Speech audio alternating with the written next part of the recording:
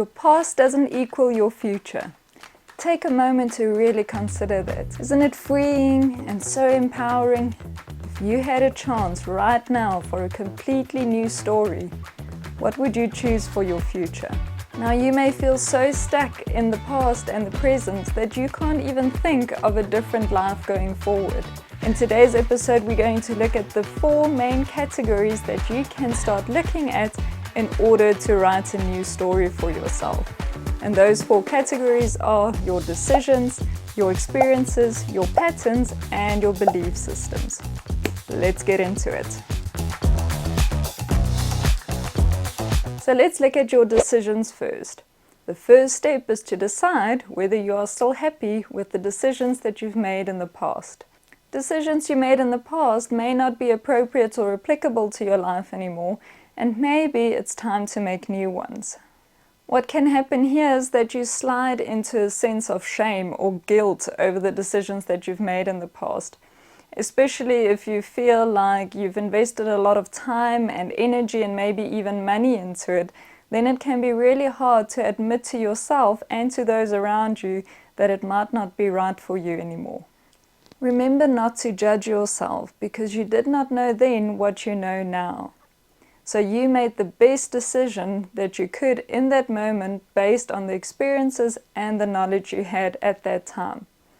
So now that might have changed. You might know more, your life stage might have changed, your priorities might have changed, and it's okay to make new decisions. So if you feel like something's off in your life but you don't really know where to start, then it can help to look at these main categories.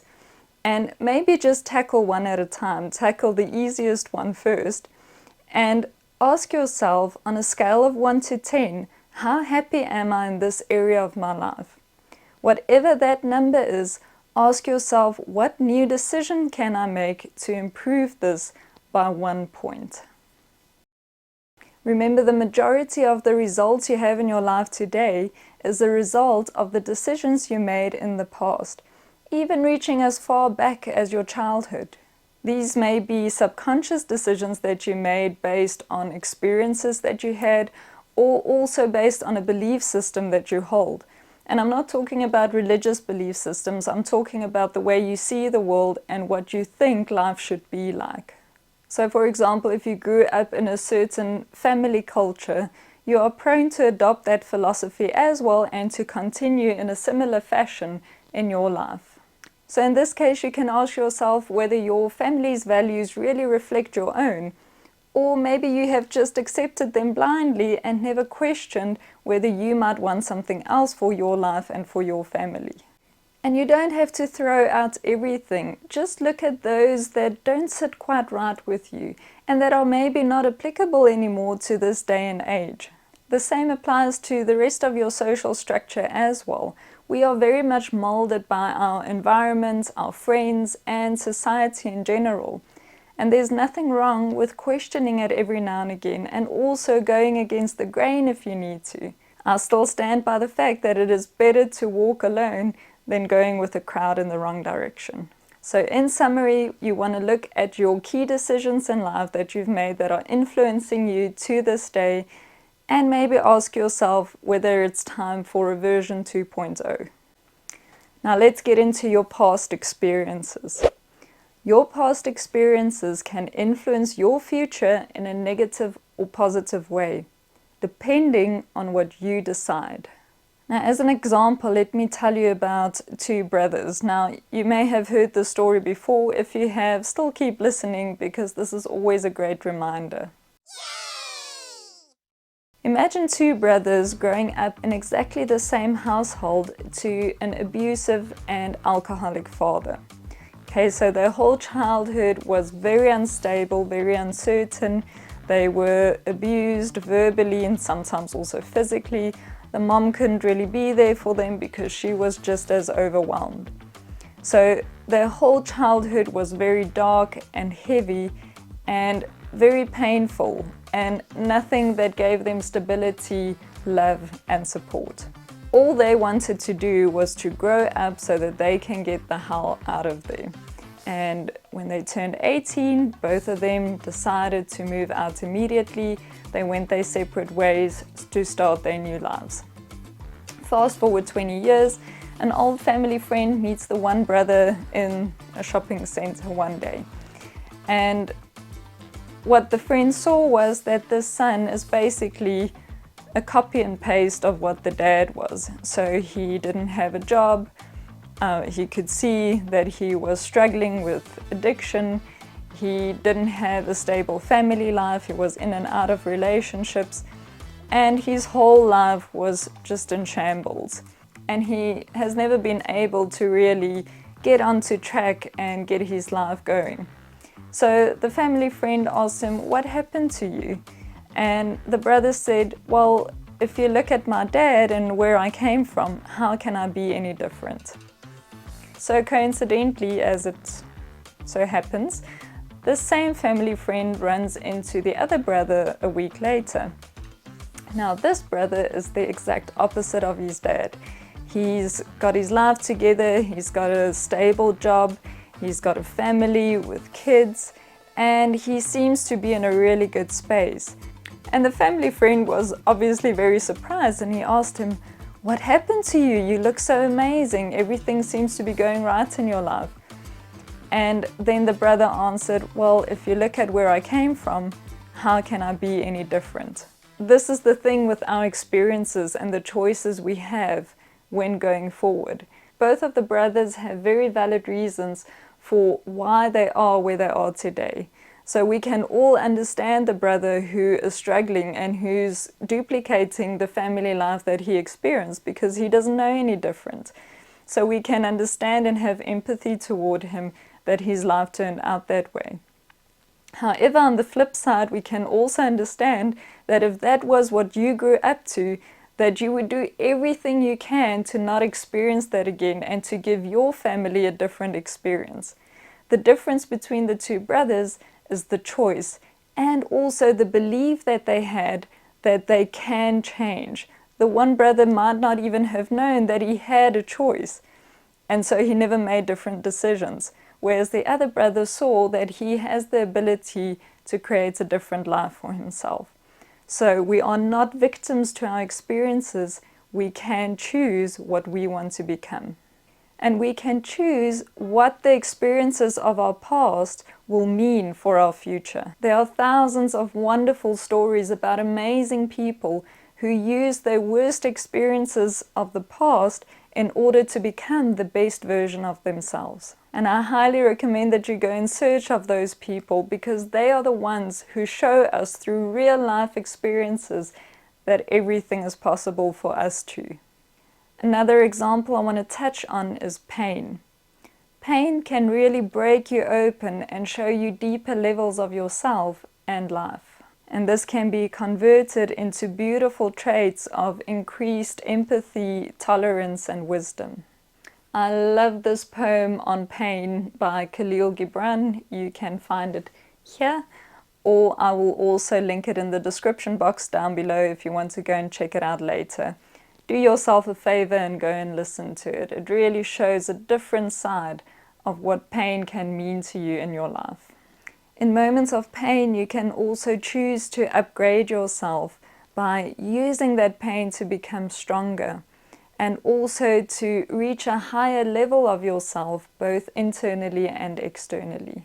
Now, of course, on the flip side, pain can also very easily cause you to distrust people, to become rigid and hard and resentful and bitter, and understandably so. The source of your pain might be out of your control, especially if it happened in the past, but what it means for your future is up to you. Will you become a victim and bitter and resentful and hard, or will you become more open and flexible, more understanding, wiser and stronger? Next, let's look at patterns.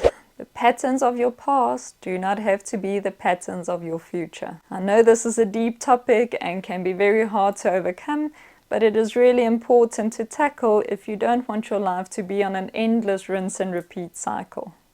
Now, when it comes to your patterns, there is so much power in just recognizing and understanding them. We often fall victim to our patterns because they can be so subtle that we don't even recognize them as patterns. And when we do, we often don't want to go into the sometimes uncomfortable task of analyzing them. The thing is, once you recognize and understand your pattern, it automatically creates distance between you and the pattern, and that gap can be filled with a new and better decision. Also, when you understand where they come from, you can go to the root cause and eliminate the source instead of trying to endlessly treat the symptoms. I've had the experience before that a deep-seated pattern was broken and eliminated just because I finally saw it for what it was, and I understood where it came from and that it wasn't necessary to have that anymore.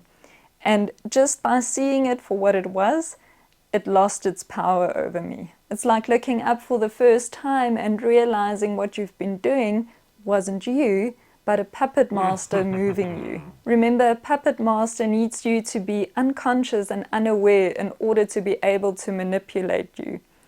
Once you look down and realize that the knots of the strings are attached to you, you can loosen them and free yourself. Another thing to look at is how your pattern serves you. So believe it or not, but even negative patterns have a positive intent. Any negative behavior has a positive intent that it is trying to fulfill for us. So this pattern might give you relief in a situation where you need it. Even if it's short-lived and you know the long-term repercussions, in that moment you fall back onto that pattern because it gives you an instant relief. Or maybe it's just very familiar to you and you know what to expect, and the devil you know is better than the devil you don't know. So the question is, how has this pattern served you? What need has it been fulfilling for you?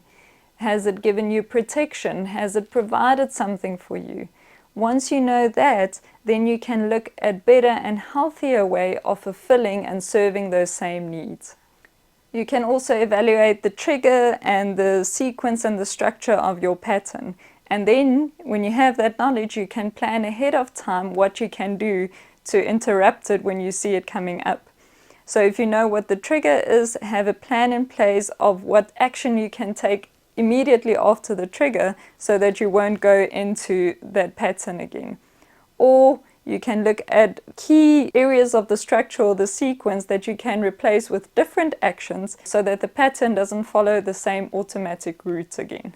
So what it comes down to with patterns is that you just really want to recognize and understand them. That will give you the power to take the next steps from there. Now lastly, you have to look at your belief around the possibility and the probability of you being able to change yourself. And this is a biggie. The biggest shift that had to happen for me in order to really believe that my past does not have to equal my future was to really believe that it is possible for me to change those things that I thought were a rigid part of myself. So, for example, my genes, my experiences, my personality traits, all those things that I thought were really permanent, I had to recognize and believe that I was able to change it. I really think a lot of us don't really believe that we're able to change, and that's why we never even start or give up really quickly when it doesn't happen immediately. Through my own experience, I know for a fact that we can change and transform ourselves, even if we are prone to certain traits and behaviors. With self-awareness and true willingness, we can move away from those characteristics that don't serve us by not feeding them. Or we can use them in an empowering and positive way by upgrading that characteristic to something useful. Read books and look at videos that help you and inspire you. If you don't have direct role models around you, we live in this beautiful time where we have access to the most amazing people and we can use them to reprogram our minds. My husband and I had this conversation yesterday because we love reading books about successful people and their stories or their advice. And we said, it feels like you're in conversation with that person if you're reading their book or you're watching their videos. And it really has a deep impact on who we set ourselves up to become in the future. So if you don't have inspirational friends, then go and look at people's stories who really inspire you. If you don't have a circle around you that is driven and motivated, then read a book about someone who is, or go and watch a YouTube video about someone who is extremely motivated and driven. If you don't have any millionaire friends, then go and read books about millionaires. Read about their stories, their mindsets, their beliefs, their advice, and start to model the way that they live their lives. Now please note I said model and not copy, so you don't want to try and become someone else. That's never what I would want for you. But we can learn about people's processes and adapt them to our lives. So please be very, very sensitive toward what you feed your mind. With enough repetition and impressions, you are programming your mind. And however your mind is programmed, such is the results you will see in your life. One last thing I like to do is to pretend like I don't have any limiting beliefs. So I really visualize this vivid picture of what my life would be like then. And sometimes we need to go to the outcome first, and from there it's then easier to reverse engineer the mindsets, the influences, and the actions that you need to take. You have to retrain your mind into fully accepting and believing that you are not just the product of your genes, your experiences, or whatever else you like to surrender your power to, but that it is absolutely possible for you to create who you want to be and what you want for your future. So do yourself and the world a favor and stop limiting yourself by your past. If you had no personal history whatsoever, who would you choose to be tomorrow? Stay tuned for the bloopers coming up in just a second. Thank you again for hanging out with me again today. If you're new here, by the way, my name is Mandy. Welcome here. I'm here for you every Tuesday to help you live an empowered life. I'll catch you in the next one. In today's episode, we will look at the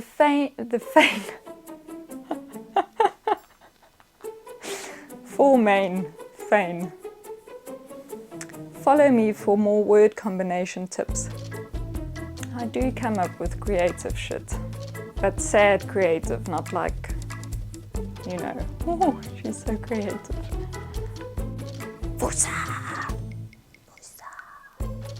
Completely lost the plots there. Just gone. They both.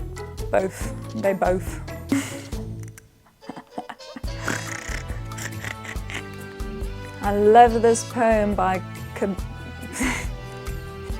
I love this poem by no, I can't.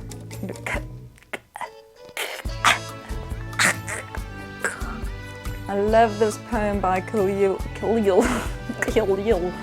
Can't. It doesn't want to come out, guys. I knew it was lost before I started. Here are a few points that you can consider. Here are a few. I can't hear. Here are.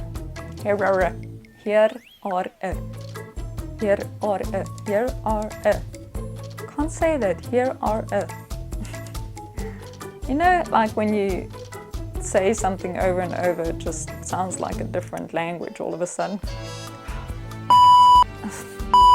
Okay, just use the previous. I like to do is to pretend. The simple question is decide. No. Deciding is not a question.